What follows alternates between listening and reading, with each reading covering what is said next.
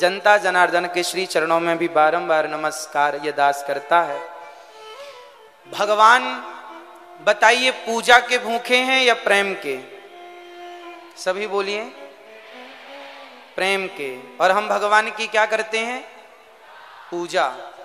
भगवान की हम पूजा करते हैं और भगवान से पूछा गया कि आप क्या चाहते हैं? हम प्रेम चाहते हैं। और हम क्या देते हैं? पूजा देते हैं। इसलिए भगवान के मिलने में हमें कई जन्म लेने पड़ जाते हैं, कई बार आना जाना पड़ता है। पुनरपि जननम पुनरपि मरणम पुनरपि जननी जठरे शयनम। बार बार जन्म मृत्यु का चक्कर इसलिए लगता है क्योंकि हम पूजा करते हैं, प्रेम नहीं करते। आप एक काम करिए, जितनी माताएं बैठी हैं और जितने पुरुष बैठे हैं, जरा समझिए, एक छोटी सी बात को समझ लीजिए। आप पूजा कैसी करते हैं? भगवान के गले में हार, एक नारियल और धूप बत्ती, और भगवान को यथा शक्ति आप द्रव्य दक्षिणा प्रदान कर देते हैं। अब जो पूजा हम भगवान की करते हैं, सेम यही पूजा आप एक काम करना, अपने पति और अपनी पत्नियों की करना। आप अपने पति को एक माला पहनाओ, एक मिठाई का डिब्बा रखो, धूप बत्ती जला के आरती उतारो। आप पूजा करो पति की, हार चढ़ाओ पति को, मिठाई का डिब्बा चढ़ाओ, सब चढ़ाओ पति को, और प्रेम करो पड़ोसी से। चलेगा? हाँ या ना? चलेगा? अब आप अपनी पत्नी को मिठाई का डिब्बा दें, हार चढ़ाएं, पुष्प चढ़ाएं, आरती उतारें पत्नी की और प्रेम करें पड़ोसन से, चलेगा? नहीं। प्रेम, आपकी पत्नी आपसे प्रेम चाहती है, आपका पति आपसे प्रेम चाहता है, आपका पुत्र आपसे प्रेम चाहता है, वो आपसे पूजा नहीं चाहता। वो आपसे क्या चाहता है? जोर से सही बताइए। आप एक नारियल, एक मिठाई का डिब्बा और एक हार लेकर के खुश हो जाएंगे अपने पति या अपनी पत्नी से, और अपनी पत्नी अपने पति को ये इजाजत दे देंगे कि जाओ पूजा हमारी करो, प्रेम किसी और से करो। क्या ये इजाजत है आपके पास? हाँ या ना में उत्तर दीजिए। नहीं। उसी तरह अब यही व्यवहार हम भगवान से करते हैं। पूजा सवेरे से शाम तक भगवान की करते हैं और प्रेम संसार से करते हैं। भगवान ने कब कहा कि हमारी पूजा करो? भगवान ने तो सिर्फ यही कहा कि हमसे प्रेम करो। हम प्रेम के बल पर मिलते हैं। राम ही केवल प्रेम प्यारा, केवल प्रेम हमसे किया जाए, सच्चा प्रेम भगवान से किया जाए। किस तरह? गोपियों की तरह। गोपियां भगवान से क्या करती हैं? प्रेम करती हैं। और प्रेम कितना अद्भुत! जब भगवान श्री कृष्ण वृंदावन छोड़कर मथुरा गए तो मथुरा से वृंदावन बहुत दूर नहीं है, अधिक से अधिक 10 किलोमीटर, 12 किलोमीटर पैदल कोई जाएगा, सुबह जाए तो शाम तक मिल करके खूब आराम से वापस आ जाएगा। पर गोपियां सालों तक रोती रहीं। 10 किलोमीटर दूर कृष्ण थे, यदि प्रेम करती थी गोपियां तो जाकर मिल क्यों नहीं लिया गोपियों ने? जानते हैं क्यों नहीं मिली? क्योंकि गोपियां भगवान से प्रेम करती हैं। पूजा करती तो शायद जाके मिल लेती, पर वो तो प्रेम करती हैं। और प्रेम जानते हो क्या है? प्रेम कहता है तत्सुख सुखित्वम, अपने प्रियतम के सुख में ही, जो अपने सामने वाले के सुख में ही जो अपना सुख देखे वही प्रेम होता है। गोपियां कहती हैं कि कृष्ण के पास यदि मैं चली गई और कृष्ण के सुख में मेरे जाने से कोई बाधा पड़ी तो मेरे प्रेम का क्या? इसलिए यदि वो मेरे बिना खुश है तो मैं उसे देखूंगी भी नहीं। यदि वो मेरे देखे बिना, मुझे देखे बिना खुश है तो तुम वहीं रहो, मैं यहीं रहती हूं। ये प्रेम है। प्रेम मीन्स समर्पण। प्रेम मतलब समर्पण। समर्पण का नाम प्रेम है। इसलिए सुन केवट के बैन प्रेम लपेटे अटपटे विह से करुणा ऐन चितई जानकी लखन तन। क्या लिखा है गोस्वामी जी ने? केवट के द्वार पर जब भगवान आए तो केवट ने पूजा नहीं की, प्रेम से कहा कि प्रभु आप अपने चरणों को धुला लीजिए, और यदि नहीं धुलाएंगे तो मैं आपके पिता की सौगंध खाता हूं, मैं आपको पार नहीं लगाऊंगा। और आपके भगवान ने कहा कि हमें जल्दी जाना है, तो केवट ने कहा बगल में घाट है, पानी कमर तक है, चले जाओ। राम जी ने कहा हम तो चले जाएंगे, जानकी जी कैसे जाएंगी? केवट बोला बिना चरण धोए मैं आपको पार नहीं लगाऊंगा। सुनी केवट के बैन, मैं आपके मर्म को जानता हूं। कौन सा मर्म? छुअत शिला भई नारी सुहाई, जिनके चरणों की रज से पत्थर स्त्री हो गई। तो मेरी नाव तो लकड़ी की है, कहीं आपके चरणों के जादू से कहीं स्त्री ना बन जाए, इसलिए मैं आपके मर्म को जानता हूं। और केवट कहता है कि मैं आपको पार नहीं लगाऊंगा। केवट ने भगवान की पूजा की या भगवान से प्रेम किया? उत्तर दो आप सब। केवट ने भगवान की पूजा की या प्रेम किया? आप, इसका मतलब ये नहीं है कि भगवान की पूजा नहीं करनी, पूजा करना है, पर पहले प्रेम फिर पूजा। आप क्या करते हैं? सिर्फ पूजा नहीं, हम भगवान से प्रेम करें, और जब प्रेम होगा तो भगवान प्रेम की पूजा को स्वीकार करने आएंगे। और विदुरानी प्रेम से छिलके खवाएंगी तो ठाकुर जी छिलके खाएंगे, प्रेम से विदुरानी बेर खवाएंगी तो राम जी बेर खाएंगे, प्रेम से सुदामा सूखे तंडुल चावल खवाएंगे तो भगवान चावल खाएंगे। पूजा बाद में स्वीकार करेंगे। यदि प्रेम है तो हर पूजा स्वीकार है, और प्रेम नहीं है तो किसी पूजा को। दुर्योधन ने 56 भोग परोसा तो था, हे प्रभु ग्रहण कीजिए, कहां खाए भगवान? क्योंकि भगवान प्रेम को समझते हैं। इसलिए आप पुष्पमाला, मिठाई का डिब्बा, नारियल आप अपनी पत्नी को पहनाया करो, भगवान से तो सिर्फ प्रेम किया करो। पूजा पति की करो, पूजा पत्नी की करो, प्रेम भगवान से करो।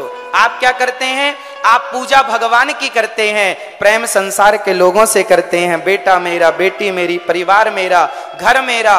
कहो कि ये सब मेरा है, ये मत कहो कि ये सब मेरा है, ये कहो कि गोविंद मेरो है, गोपाल मेरो है। मीराबाई ने कहा कि मेरे तो गिरधर गोपाल, दूसरो ना कोई। समझिएगा, भगवान प्रेम चाहते हैं। अब किस प्रकार आप प्रेम कर सकते हैं वो आप देख लीजिए। पूज्य महाराज श्री का एक सपना है, और ये सपना हम सभी जनता जनार्दन का है। सपना क्या है? पूज्य महाराज श्री ने एक बेड़ा उठाया है हमारे अपने देश को हिंदू राष्ट्र बनाने का। कितने लोग चाहते हैं कि हमारा देश हिंदू राष्ट्र हो? कितने लोग चाहते हैं? चाहते हैं। तो क्या करना पड़ेगा हमें? केवल महाराज जी का ही धर्म है कि केवल वो ही ये सपना देखें? क्या आपका और हमारा ये सपना देखने का अधिकार नहीं है? एक बात बताऊं, यदि हिंदू राष्ट्र बनाना है देश को, तो आपको भी कुछ काम करने पड़ेंगे। पूज्य महाराज श्री ने तो जो करना था बेड़ा उठाया, और उसकी पूर्ति के लिए चल रहे हैं, जी जान लगा करके दिन रात कार्य कर रहे हैं, सेवा कर रहे हैं। अब आपका क्या काम है, हमारा क्या काम है? जरा हम अपना काम भी याद कर लें। एक बात बताओ, सड़क जब बन जाती है पूरी, तब मंत्री जी ओपनिंग करने आते हैं या पहले ही सड़क बने बिना ही ओपनिंग करने आ जाते हैं? बताओ।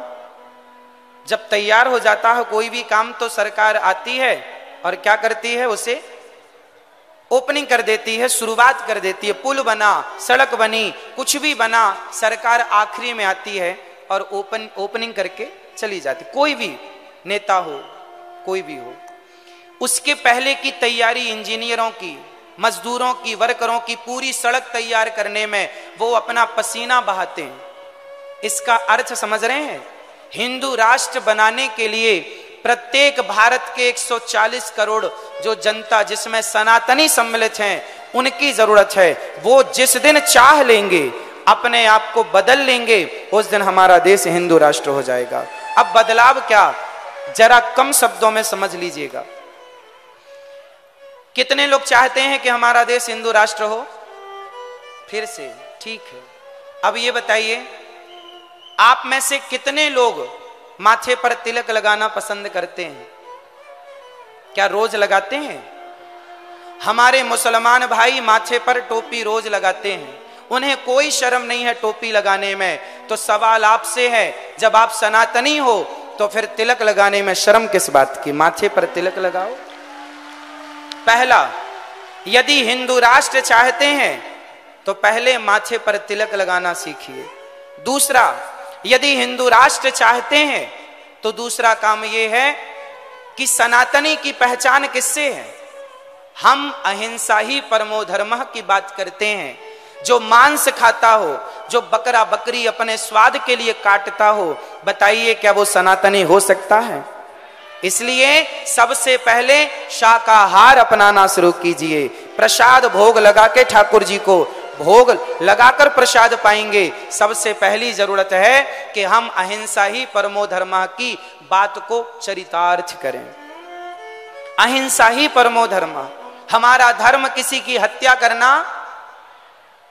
हत्या करना नहीं सिखाता। और आज बहुत लोग मांस खा रहे हैं। किसी के खानदान घरों में तो बकरा काटने की परंपराएं चल रही हैं, कुरीतियां चल रही हैं। तो आपको इन बुराइयों को जड़ से मिटाना होगा, तब जाकर हम हिंदू राष्ट्र का निर्माण कर सकते हैं।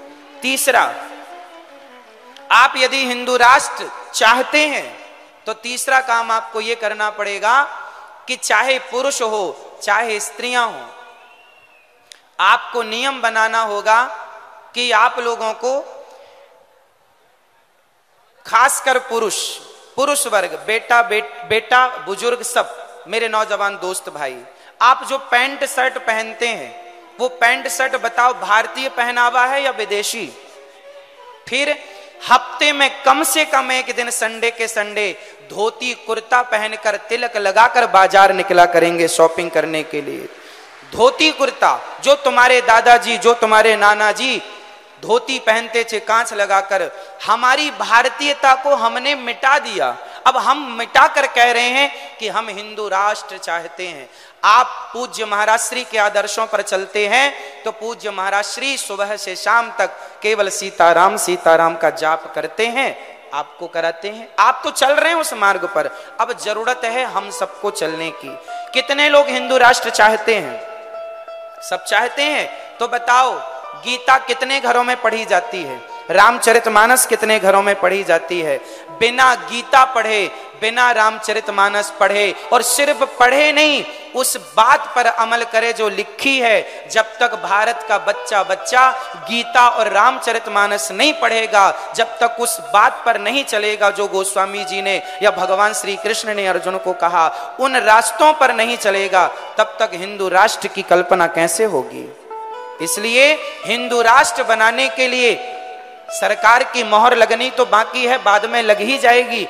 पहले आपकी तैयारियां तो हों, और तैयारी ये हो कि प्रत्येक व्यक्ति आपके जेब में गीता तो हो, गीता के श्लोक आपके बच्चों को आवे। गीता क्या कहती है? गीता कहती है कर्मण्येवाधिकारस्ते मां फलेषु कदाचन। तू कर्म कर, फल की इच्छा ना कर।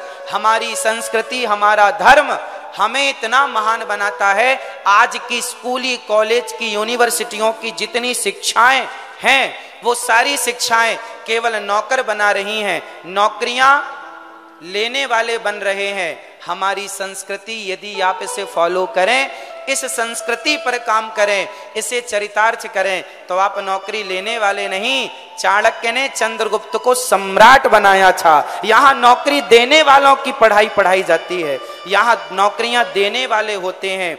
हमारे सनातन का निर्माण, जब हमारा सनातन जब आपको शिक्षा देता है, जब हमारे गुरुजन, हमारे वेद पुराण आपको शिक्षा देते हैं, तो आपको सेल्फ डिपेंड, आत्मनिर्भर बना देते हैं।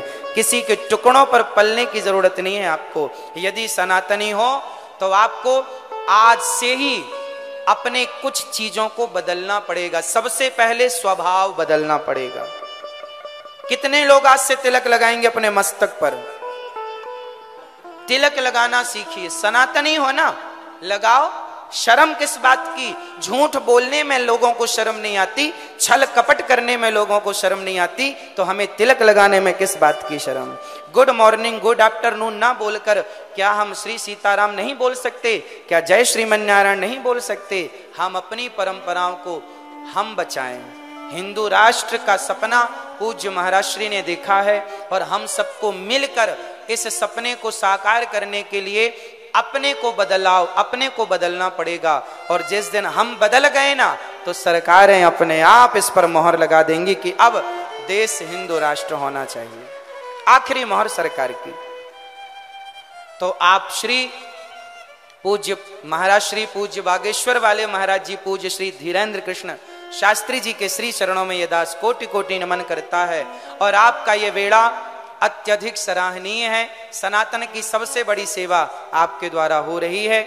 हम यूं ही आपके साथ हैं और हम सभी भारतवासी, कितने लोग अपने आप से शुरुआत करेंगे, बदलाव अपने से शुरू करेंगे।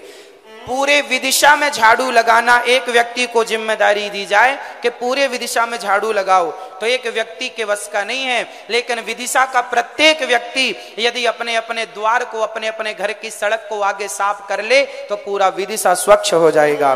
बदलाव खुद से होगा, परिवर्तन स्वयं से होगा।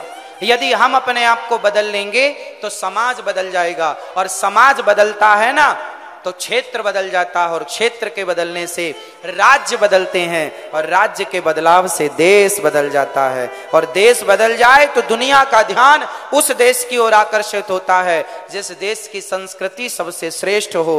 और सबसे श्रेष्ठ संस्कृति वाला देश पूरी दुनिया में कोई है तो भारत ही है। बोलिए भारत माता की जय। पूज्य महाराज श्री के श्री चरणों में बारंबार नमन। आप सभी माताओं, बहनों, भक्तजनों को बारंबार नमन। सबके श्री चरणों में दास सभी की चरण धूली माथे पर सजा रहा है, सभी को बारंबार नमन। कथा में विघ्न बनकर ये दास पहुंचा है और पूज्य महाराज श्री की दिव्य अमृतमयी वाणी हम श्रवण कर रहे थे, और पूज्य महाराज श्री के सपने को साकार करने के लिए हम सभी कंधे से कंधा मिलाकर चल रहे हैं। पूज्य महाराज श्री का दर्शन करके आज दास कृतार्थ हुआ। आपके श्री चरणों में कोटि कोटि नमन।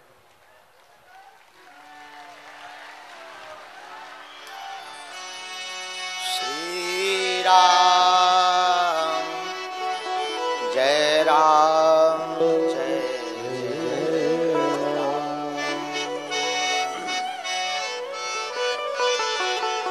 परम पूज्य, आप वर्तमान में श्रीधाम वृंदावन में जो नियमित सेवा कर रहे हैं, अन्य क्षेत्र की वृद्ध माताओं की, आपकी वाणी, आपकी कृपा और आपकी ब्रज की सेवा बड़ी ही सराहनीय है। परम पूज्य श्री श्रद्धेय श्री अनुद्धाचार्य जी महाराज जी आज पधारे और आपके पधारने से समूचा विदिशा गदगद हुआ है। व्यासपीठ से भगवान से हम प्रार्थना करते हैं आपकी ये सरलता, ये दिव्यता, आपके संकल्प निरंतर आगे बढ़े, और जो विरोधी बड़े ही आपके पीछे लगे, तो स्वभाव बस हाथी चले बाजार, भौंके हजार। अभी हमको मीडिया के माध्यम से जानकारी मिली कि किसी ने आपको एक पत्र भेजा, आश्रम में डाला कि आप अगर करोड़ों रुपए नहीं देंगे तो बम से उड़ा देंगे आपके आश्रम के लिए। हम महाराज जी से प्रार्थना करेंगे, गीदड़ों की भपकियों से शेर डरता नहीं है। ये गीदड़ है महाराज जी, बने रहते हैं, हमारे भी पीछे कई लगे रहते हैं, ऐसा कर देंगे, वैसा कर देंगे। हमने कहा कभी सामने आना तब बताएंगे कैसा कर देंगे। और आप जहां वृंदावन में रहते हो उस ब्रज के ऊपर जब संकट आया तो वही कृष्ण कन्हैया गिरधारी बने हैं, और आप उसी ब्रज क्षेत्र में रहते हैं। और हमें अपने ठाकुर पर भरोसा है, जो पत्र भेजने वाला है वो एक दिन सामने भी आएगा। और ऐसी चीजें तो चलती रहती हैं। आपके रक्षक स्वयं श्री जगन्नाथ हैं, स्वयं श्री माधव गिरधारी हैं, आपको डरना नहीं है। बागेश्वर पीठ आपके साथ है, हम ऐसे लोगों की ठटरी बार करके रहेंगे। आप बिल्कुल चिंता मत करो, ना बिल्कुल घबराओ। देख न सके पराई विभूति, ऊंच निवास नीच करतूती। हम ऐसे लोगों से यही प्रार्थना करेंगे, हे मानव और हे दानव, आपने कहा कि करोड़ों रुपए दे दो, तुम्हारे बाप के यहाँ है या तुम्हारा राज है? इस देश में सरकार है, कानून है, संविधान है, व्यवस्था है, सुरक्षा है, और भगवान का भी संविधान है। दूसरी बात, आप जो कर रहे हैं मानवों की सेवा, वृद्ध माताओं की सेवा, उनके लिए भोजन की व्यवस्था, आवास की व्यवस्था, आपको तो सहायक होना चाहिए। हे मानव श्रेष्ठ, जो आप उस सहायक की जगह बाधक बन रहे हो, साधक नहीं बन सकते तो बाधक तो मत बनो।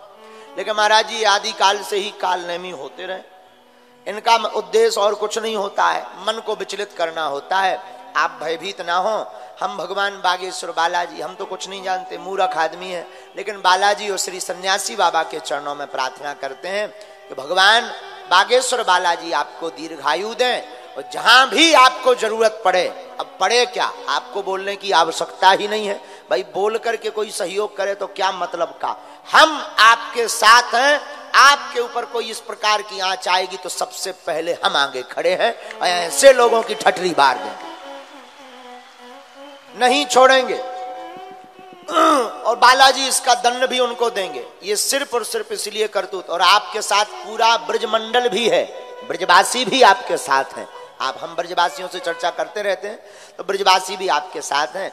और ये जो धमकी भरा पत्र मिला है, तो हम तो यही कहेंगे कि बहुत जल्दी वो पकड़ा जाए, और लगेगा भी तो हम बालाजी के चरणों में अर्जी लगा के उसको पकड़वाने की भी बालाजी से प्रेरणा लेंगे, सन्यासी बाबा से प्रेरणा लेंगे। भाई कमाई कब काम आएगी शक्ति के, बाद में आएगा। तो हम अपने सन्यासी बाबा से भी प्रार्थना करेंगे। तो आप आज कथा में पधारे, बड़ा आनंद मिला।